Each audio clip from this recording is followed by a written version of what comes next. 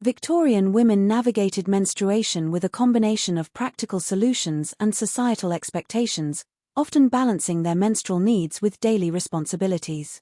Menstrual products and practices. Cloth and tea bandages. Women typically used cloth pads or what were known as tea bandages, which were essentially pieces of cloth secured to a belt worn around the waist. This method was cumbersome, as the pads needed to be folded and attached properly to prevent leakage. 4. Many women also resorted to using thicker petticoats to conceal any potential stains. 4.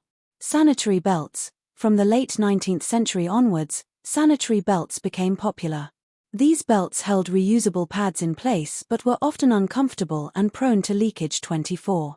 The first disposable pads were introduced in the late 1800s, but many women continued using cloth due to cost and availability too.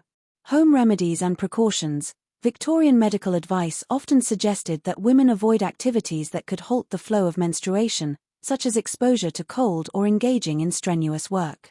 This belief stemmed from a humoral understanding of health, where menstruation was seen as a necessary process for maintaining bodily balance. 15. Social attitudes and challenges.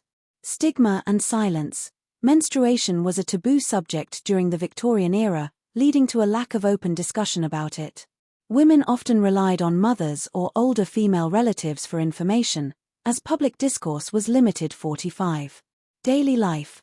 Contrary to contemporary depictions of women incapacitated by their periods, many Victorian women continued their daily routines without significant interruption. They managed household duties while dealing with their menstrual cycles, reflecting the necessity of their roles within the family and society. 13. Health beliefs. There was a prevalent belief that menstruation rendered women physically weak or unfit for labor.